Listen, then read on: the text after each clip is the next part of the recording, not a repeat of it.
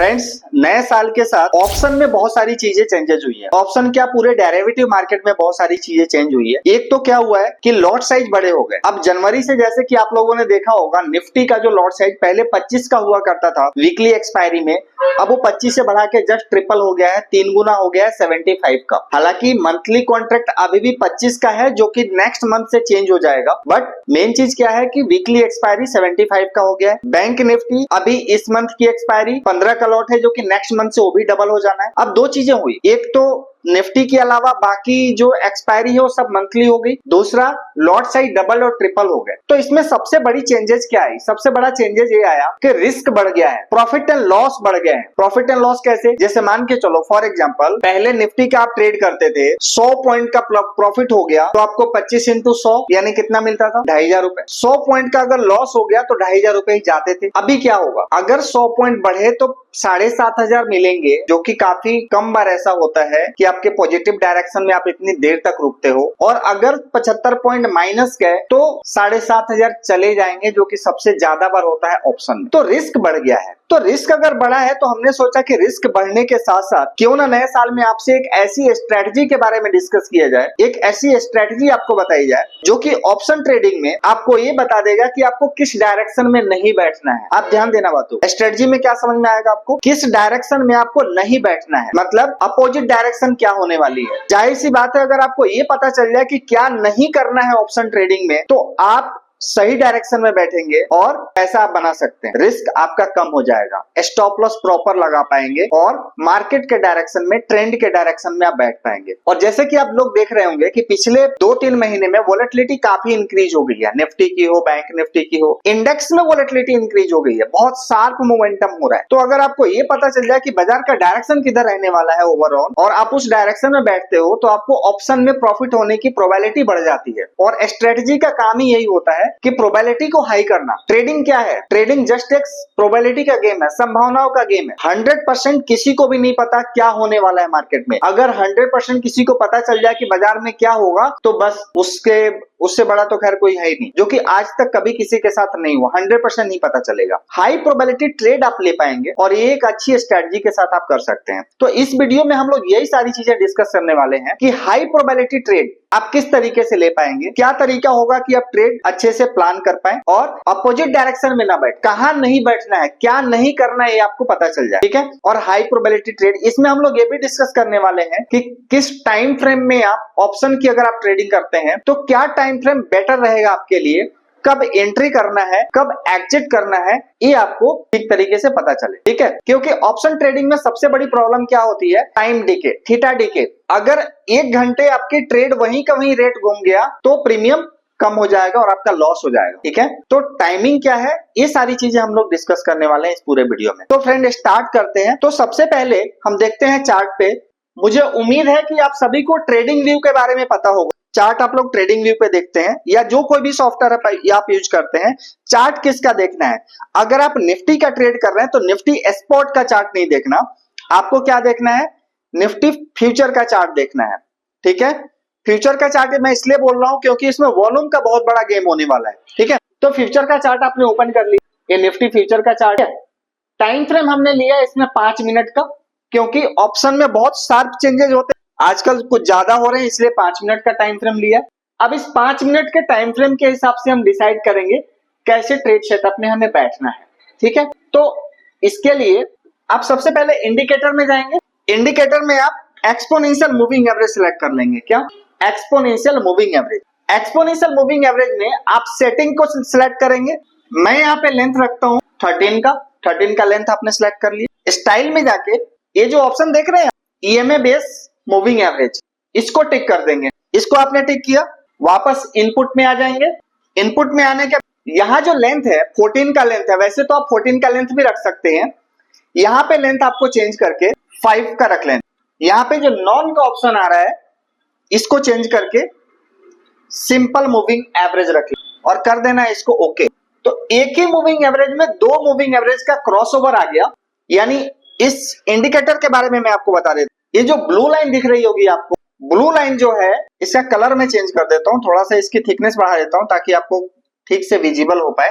Thickness आप यहां से बढ़ा सकते और इसका कलर मैं रेड कर देता हूं, क्लियरली विजिबल हो आपको, और इसकी भी थिकनेस में बढ़ा देता हूं। अब यहाँ पे जो ब्लू लाइन आपको दिख रही है, ब्लू लाइन क्या है? Simple exponential moving average. और रेड लाइन जो है वो मूविंग एवरेज के ऊपर 5 का मूविंग एवरेज लगाया है, ठीक है। इससे काफी स्मूथनेस, जल्दी एंट्री, जल्दी एग्जिट आपको मिल जाता है। दूसरा काम क्या किया है हमने, यहां पे देख रहे हैं आप वॉल्यूम, ये वॉल्यूम देख रहे हैं आप, वॉल्यूम में सिंपल जाके ये वॉल्यूम का जो मूविंग एवरेज है, ये वॉल्यूम का मूविंग एवरेज एक्टिव कर लेना है, और यहां पे भी 13 रख 13, ठीक है। अब देखिए, बहुत सिंपल तरीके से आपको इसको ट्रेड करना है। अगर क्रॉसओवर डाउनवर्ड हो रहा है तो क्या कर सकते हैं? पुट की ट्रेड कर सकते हैं या फिर फ्यूचर सेल कर सकते हैं। यहां पे जैसे क्रॉसओवर हुआ, स्टॉप लॉस इसके ऊपर का होगा, ठीक है। और अगर बाइंग की पोजीशन बन रही है, क्रॉसओवर यहां पे पॉजिटिव हो रहा है, बुलिश हो रहा है, तो यहां पे बाइंग की पोजीशन बनेगी, यानी आप कॉल को बाय कर सकते हैं, ठीक है। दूसरी चीज, इसके साथ साथ आपको क्या ध्यान रखना है, इसके साथ आपको ध्यान रखना है जब क्रॉसओवर हो रहा है तो वॉल्यूम की पोजीशन क्या है? वॉल्यूम हाई होनी। जब भी क्रॉसओवर हो रहा है, तो वॉल्यूम बढ़ के जो एवरेज वॉल्यूम है, ये जो लाइन दिख रही है आपको, ये क्या है? एवरेज लाइन है। एवरेज से ज्यादा वॉल्यूम होना चाहिए, यानी पूरा का पूरा गेम क्या होता है? वॉल्यूम के साथ गेम होता है। अगर बड़ी क्वांटिटी में ट्रेड होगी, वॉल्यूम के साथ होगी, तो आपका ट्रेड मैक्सिमम प्रोबेबिलिटी होगा कि आपका ट्रेड सफल होगा। अच्छा, इसके अलावा अब यहां पे ये तो हो गया क्रॉसओवर की बात, कि प्लस का क्रॉसओवर करे तो बाई कर लो, और माइनस का क्रॉसओवर करे तो सेल कर लो। बट इसका क्या, ये जो यहाँ पे ऊपर का क्रॉसओवर दे दिया है, ये जो यहाँ पे नीचे का क्रॉसओवर दे दिया है, तो यहाँ पे तो आपके 2 बार स्टॉप लॉस चले जाएंगे। अब इस सारी चीजों से बचने के लिए हमारे पास एक दूसरा तरीका आता है। दूसरा तरीका क्या आता है?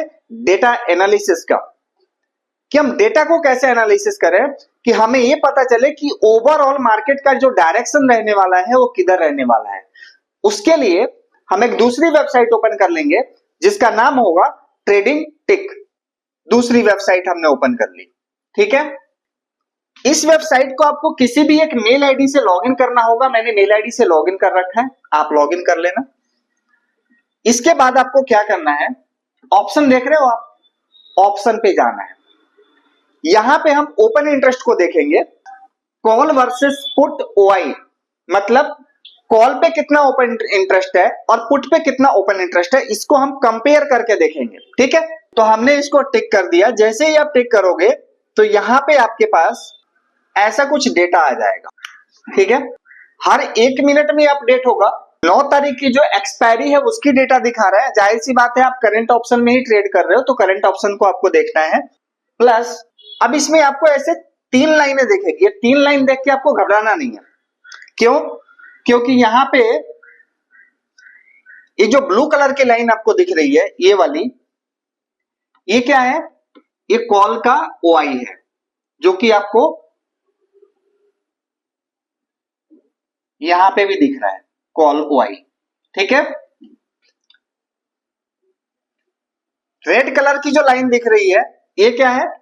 पुट ओआई है, पुट की ओआई। और ब्लैक कलर की जो लाइन दिख रही है, डॉटेड लाइन, ये क्या है? निफ्टी फ्यूचर है, ठीक है, निफ्टी फ्यूचर है। अब इसमें हमें मेन चीज क्या समझना है, देखिए हमने जो ये डेटा लिया है, ये किस पे लिया है? चेंज इन ओआई पे। किस पे?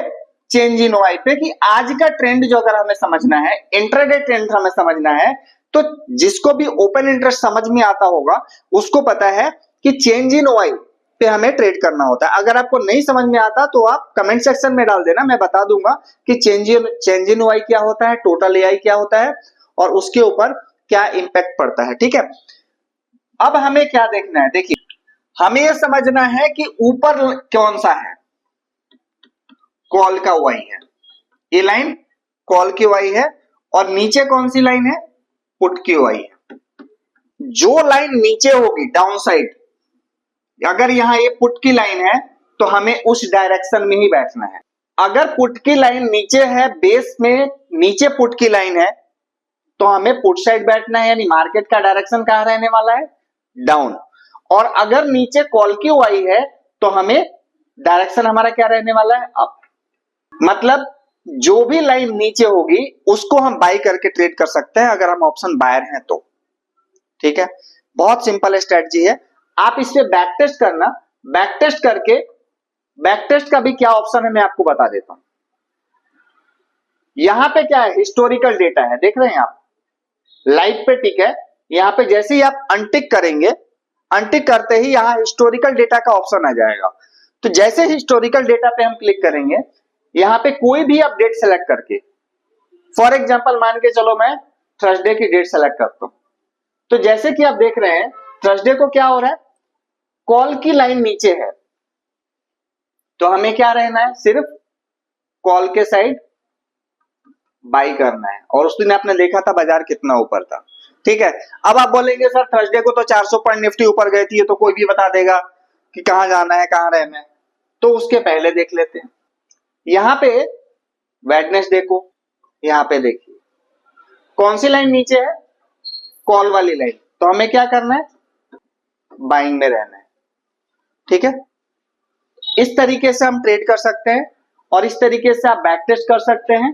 तो आपको मैंने यहाँ पे 2-3 तरीका बता दिया है स्ट्रेटजी का। एक तो आप क्रॉसओवर से भी डायरेक्टली ट्रेड कर सकते हैं, दूसरा आप ओपन इंटरेस्ट देख के डायरेक्शन समझ सकते हैं उसके हिसाब से, और साथ में आपको क्या देखना है, वॉल्यूम देखना है, वॉल्यूम के हिसाब से आप ट्रेड ले सकते हैं।